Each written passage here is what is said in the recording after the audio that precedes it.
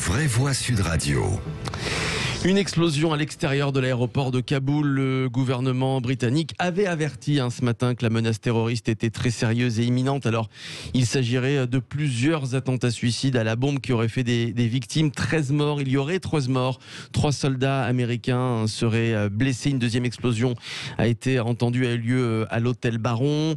L'équipe française, je vous le dis, est saine et sauve puisqu'ils se sont réfugiés dans un abri anti-roquettes. Maître Magali Guadalupe Miranda est avec nous, bonsoir. Bonsoir. Bonsoir maître, avocate, membre du collectif d'avocats de l'association des interprètes et auxiliaires afghans de l'armée française. Tout d'abord, première question, maître, comment vont vos clients ? À notre connaissance, nous n'avons aucune perte à déplorer. On avait été informés, parce qu'on surveille bien sûr la presse en permanence, du risque d'attentat. Donc on avait donné comme consigne à tous nos clients de ne pas y aller, de ne pas envoyer leurs proches, de ne pas s'approcher de l'aéroport. Et heureusement, pour l'instant, nous n'avons aucune victime à déplorer. Ouais. Vous étiez au courant depuis plusieurs heures, depuis combien de temps qu'une menace terroriste était imminente ? Quand ça a été publié dans la presse. D'accord, voilà. Très bien. Vous n'aviez pas de source avant la publication dans la presse ? Non. Très bien. Alors comment ça va se passer ces prochains jours ? Parce que alors j'imagine, je ne sais pas, à la Oukili, on va en parler tout à l'heure. J'imagine que l'aéroport de Kaboul va peut-être être fermé, des vols vont peut-être être suspendus, annulés. Comment ça va se passer, maître ? Alors pour nous, il est à peu près certain qu'il n'y aura plus aucune évacuation de personnel afghan. Il y aura sans doute bien sûr l'évacuation des personnels américains, la fin du personnel français qui sera évacué. En revanche, en l'état, on n'a plus aucun espoir d'évacuation pour les Afghans qui ont servi la France. Ouais. Sur les quelques milliers d'Afghans qui ont été évacués par le gouvernement français, combien d'auxiliaires et d'interprètes de l'armée française ont pu être secourus ? Alors c'est encore un peu difficile à dire, mais nous on compte dans le pont aérien une quinzaine de familles qui ont pu être évacuées. Sur combien ? Sur plus de 200. On avait une évacuation qui était en cours.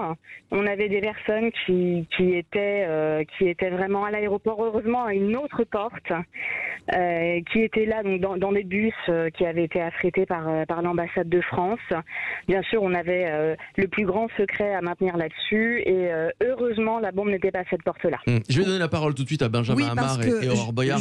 Pour rappeler donc un détail, la porte nord et sud ont été fermées et la Bay Gate aussi suite à l'alerte attentat, et c'est la porte à Bay Gate par laquelle normalement les personnes à évacuer passent qui a été touchée. Et pour l'instant, on ne sait pas encore s'il s'agit donc d'un attentat suicide ou d'une série d'explosions d'engins. Oui, Benjamin Amar. En réalité, c'est le scénario, le scénario catastrophe. Redouté. Oui, redouté et catastrophe, parce qu'en réalité, il y a quelques jours encore avant la fin des opérations selon le calendrier américain, bien évidemment, il y a beaucoup de gens qui sont amassés autour de l'aéroport. Donc là, il y a un bilan déjà, qui aurait pu être encore plus lourd. Et je pense que dans les jours qui vont venir, tout le monde va retenir son souffle, parce que il y a là, on voit bien une partie de bras de fer. Et enfin bon, de toutes les façons, on est dans le scénario catastrophe.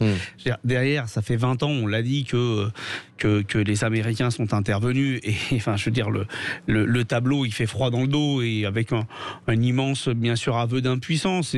Mais à quel moment on va tirer aussi les leçons, justement, de cet impérialisme, de la manière dont il s'est décliné, de la manière dont ça s'est déroulé il y a 20 ans, de la façon dont ça se passe aujourd'hui. Et donc, bien évidemment, là se pose la question de ce qui va se passer vis-à-vis des Afghans, avec les enjeux du droit d'asile.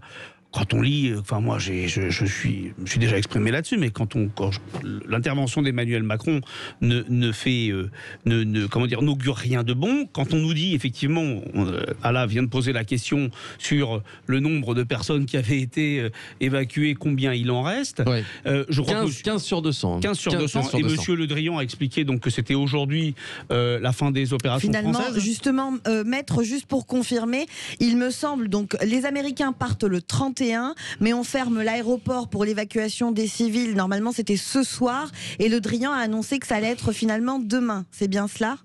Alors c'est ce qui a été annoncé apparemment, au moins par Jean Castex. Moi j'ai vu ce qu'avait dit Jean Castex.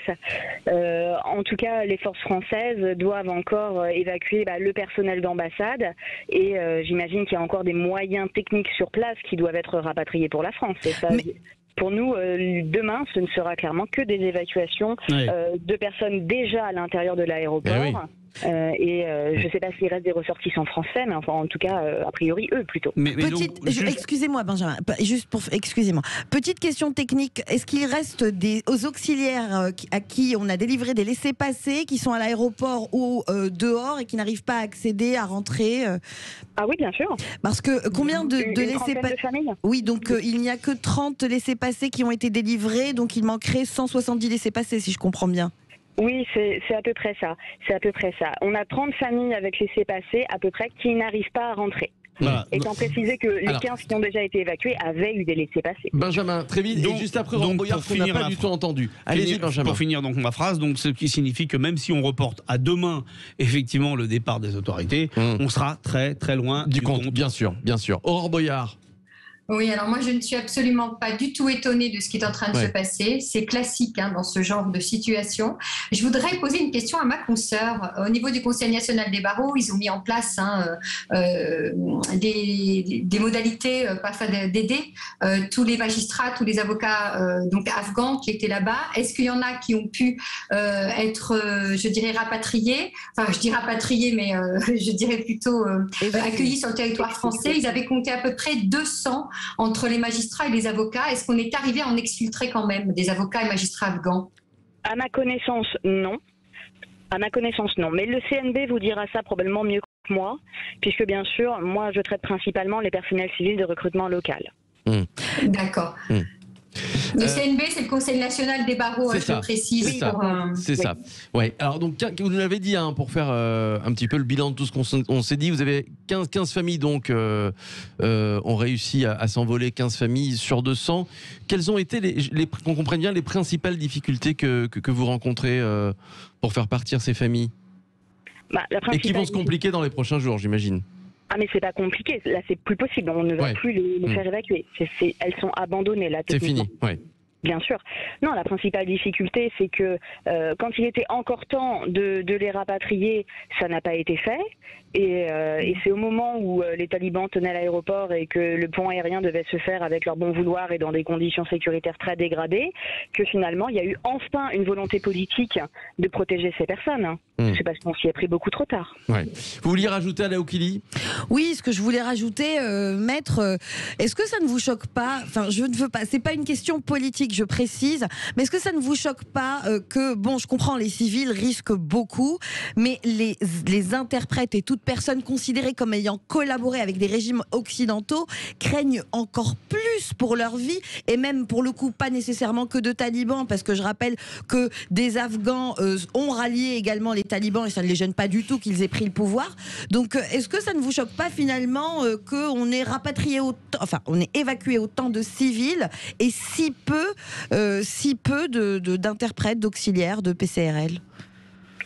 Si vous voulez, à mon sens, les civils qui ont été évacués, c'était aussi des civils qui risquaient. C'est-à-dire qu'il y a eu des journalistes, etc. Entre une urgence vitale et une urgence vitale, c'est difficile de trancher. En tous les cas, moi, ce que je vois, c'est que nos PCRL, on savait depuis très très longtemps qu'ils allaient avoir des problèmes. Au moment où l'armée partait, les militaires ont alerté sur le fait qu'il y allait avoir des problèmes avec ces personnels, ils allaient être menacés. Donc depuis 2014, on sait très bien qu'il faut les rapatrier. Et on les rapatrie en urgence. Et peut-être que si on avait rapatrié les PCRL avant, on aurait pu accueillir plus de juges, plus d'avocats, plus de journalistes, plus de militants des droits de l'homme dans le pont aérien. Anticiper un peu. Est-ce que vous avez des nouvelles, des appels de détresse, de je ne sais pas, Ah mais bien sûr. Bien sûr. Là, on est assailli de messages qui disent mais du coup, qu'est-ce qu'on va faire? Vous nous laissez mourir ici? Pourquoi la France nous abandonne? Pourquoi il y a eu toutes ces promesses? Est-ce qu'on doit partir? Où est-ce qu'on va? On peut partir de nulle part. La frontière au Pakistan est complètement prise d'assaut. La frontière en Iran est infranchissable. Mais bien sûr, ils sont désespérés. Ils sont persuadés qu'ils sont pris au piège et qu'ils vont être exterminés les uns après les autres. Et donc, des nouvelles autorités? Pardon, j'arrête. Eh bien non, comme d'habitude. Et le Pakistan a fermé ses frontières, on le rappelle. Aussi. Je vous rappelle donc ces explosions. Donc, parce qu'on parle de plusieurs explosions entendues qui ont eu lieu donc à l'extérieur de l'aéroport de Kaboul. On parle aussi d'une explosion au Baron Hotel. On parle de plusieurs morts. Alors officiellement 5 morts. On parle aussi d'une dizaine de morts. 3 soldats américains qui auraient été blessés. Je vous rappelle que l'équipe française, il n'y a pas de victimes parmi l'équipe française saine et sauve puisqu'ils se sont réfugiés dans un abri anti-roquettes. Merci Maître Magali Guadalupe Miranda. Merci à vous, avocate, membre du collectif d'avocats de l'association des interprètes et auxiliaires afghans de l'armée française. On va s'arrêter quelques instants. Le premier débat, c'est la suite des vraies voix. Les journées d'été, des écolos marqués par quelques incidents. On va y revenir entre Éric Piolle et Sandrine Rousseau, mais pas que. Les écolos sont-ils caricaturés ou caricaturaux selon vous? Vous votez sur Twitter, sur YouTube et puis surtout vous nous appelez. Je vous donne le numéro de standard de Sud Radio 0826 300 300. Vous le connaissez, 0826 300 300 pour réagir. À tout de suite.